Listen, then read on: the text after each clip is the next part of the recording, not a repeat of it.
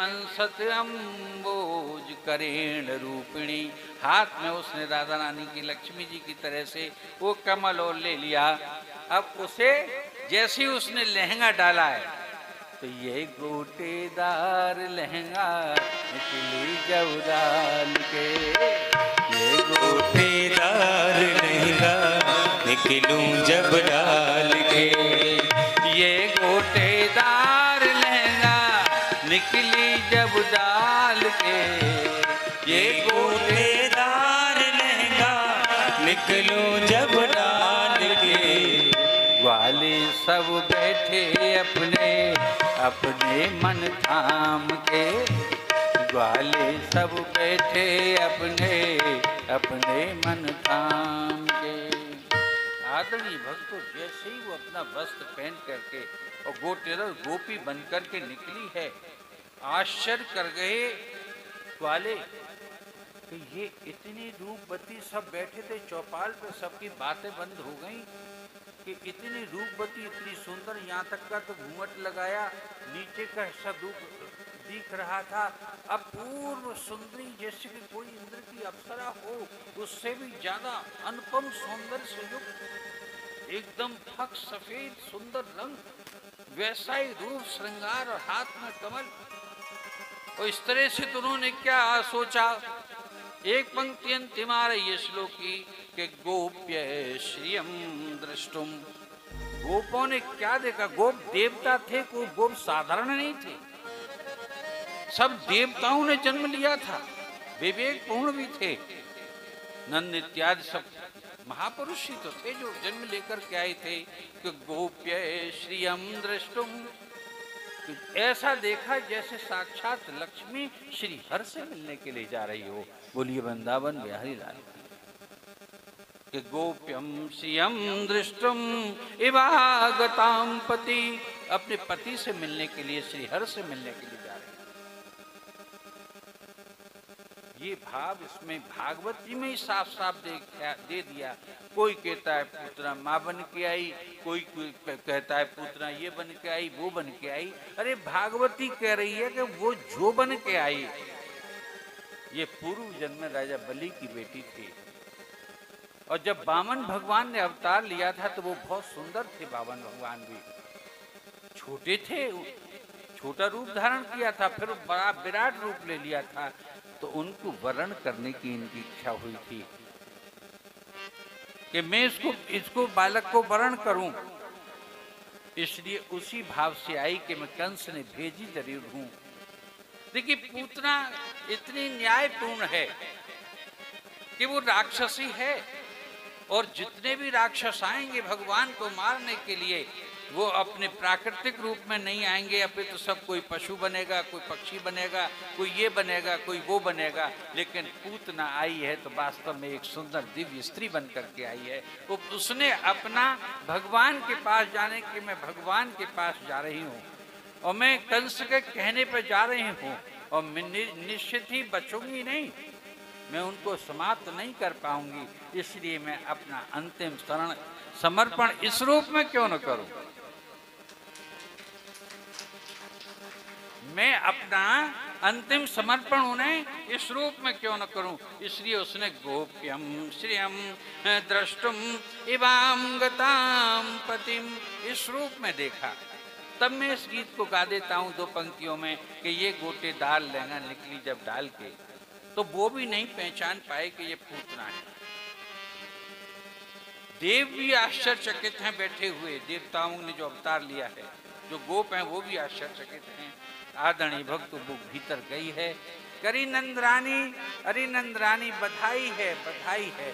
नंदरानी बैठी हुई थी अपने गोद में बालक को लेकर के पीढ़ा पर। जैसे ही नंदरानी ने द्वार पर देखा, नंदरानी और थोड़ा मुंह खुल गया उसका। नंदरानी उसके सौंदर्य को देख करके हक्की की बक्की रह गई। नंदरानी तो बड़े घर की स्त्री है, ये पूरी तरह से श्रृंगार और पूरी तरह से इतने सज धज करके आई है।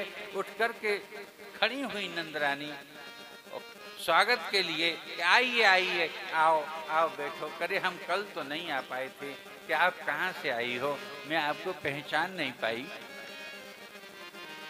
कह रहे आए कहाँ से हैं? वो आपका जो वो आपकी जो नंद ब्याही हैं जिस गांव में, नंद बाबा की जो बहन ब्याही हैं, बस उसी गांव में बस वहीं थे, कल काम धंधे में लग गए, तो तुम्हें बधाई देने नहीं आए, आज बधाई देने आए हैं।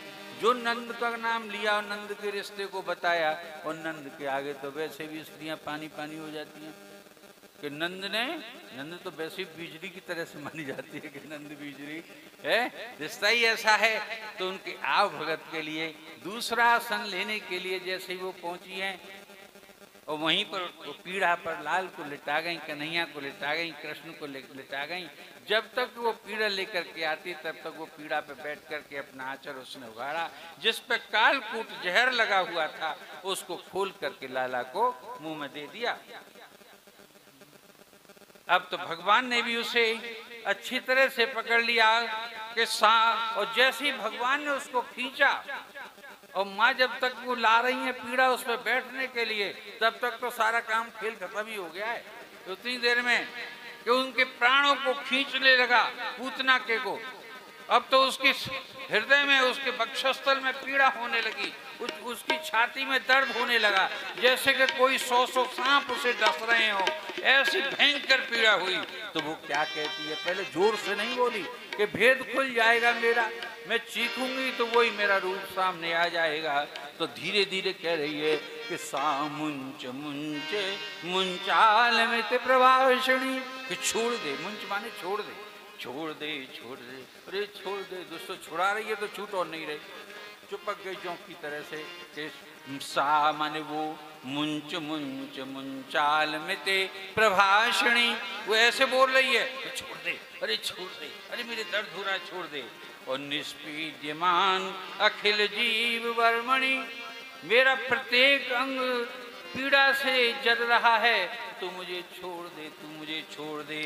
और इतनी देर में तो भगवान ने उसके प्राणों को अपना ताकत लगा करके खींच ही लिया। तो क्या हुआ, उसकी माया समाप्त हो गई, अपने प्राकृत रूप में आ गई कि विव्रत नेत्रे, भागवत जी कहती हैं उसके नेत्र फट गए, उसकी माया दूर हो गई। और चरणों भुजौ महु, उसके चरण बड़े बड़े 12 बीघामणियों करके फैल गई। बोलिए वृंदावन बिहारी लाल की जय। भुजाएं उसकी फैल गई, और प्रसन्न गात्रा, और पसीना पसीना से लथपथ हो गई। और छिपती रोध है, भयंकर चीत्कार करती हुई गिर गई पीड़ा पर से, अर्थात उसका प्राण अंत हो गया। जय जय श्री राधे, जय जय श्री राधे, जय जय श्री राधे। सामुंच मुंच मुंचाल में ते प्रभाषणी, कैसे मरी कि सा मुंच मुंच मुंचाल में ते प्रभाषणी, निष्पीड्यमान अखिल जीव वर्मणि। और विव्रत नेत्रई, आंख फट गई, और चरणों भुजौ, वो भी फट गए, विव्रत हो गए। चरणों के लिए, नेत्रों के लिए, भुजाओं के लिए की क्रिया है कि विव्रत से फट गए, फैल गए। और प्रसन्न गात्रा, पसीना पसीना हो गई। और छिपती रोध है, रोती हुई वो गिर पड़ी, मर गई, मृत्यु होता। अब तो आवाज सुनी, भयंकर आवाज हुई, उसके मरने से सब ग्वाल बाल सब भागे चले आए। और भी जो गोकुल की महिलाएं थीं वो सब दौड़ी चली आई, कहाँ ये उत्पात हुआ है, कहाँ ये अमंगल हुआ है। अब तो वो उसके आंगन में गई तो सुंदरी बन करके थी, लेकिन फंसी पड़ी है साहब। इतना बड़ा आंगन नहीं है जितना कि उसकी बड़ी बॉडी है, दरवाजे छोटे छोटे और वो बड़ी सी पड़ी हुई है। अब तो निकालना है तो निकल नहीं। सबने पहचान लिया कि अभी तो बहुत सुंदर स्त्री यहाँ से गई थी नंद बाबा आपके यहाँ। करे कोई ना गई, जई ने ऐसा रूप बनाया लो हो जी, तो मायावनी है, तुम्हें मालूम ना है कि ये इसी ने वो रूप बनाया है। सबने पहचान लिया, कह रहे जी तो कंस ने भेजी है, ये तो कंस की पूतना है। कहने का मतलब ये है, भागवत जी कहती हैं, शास्त्रीय कहता है, कृष्णा द्वैपायन व्यास ये कहते हैं कि उसके शरीर को काट काट करके निकाला गया। इतनी विशाल और भयंकर राक्षसी थी। और उसको निकाल करके फिर उसको जब जलाया गया कि उसका ऐसा दाह संस्कार कर दो, कंस के यहाँ तो ये भेजने नहीं है ना, और ज़्यादा नाराज होगा, इसलिए वहीं पर दाह संस्कार किया। श्रीमद् भागवत जी कहती है कि जब दाह संस्कार किया तो उसमें से सुगंध उठी जैसे कि कोई चंदन की लकड़ी जल रही हो। भागवत जी कहती है कि जब वो उसके प्राण निकले तो उसके प्राण श्री हरि में ही जाकर के, उस बाल गोविंद में ही जाकर के समा गए। उसे वो मुक्ति मिली, उसे वो मुक्ति मिली जो कि अच्छे अच्छे भक्तों को नहीं मिलती। जय जय श्री राधे, जय जय श्री राधे। आगे के लिए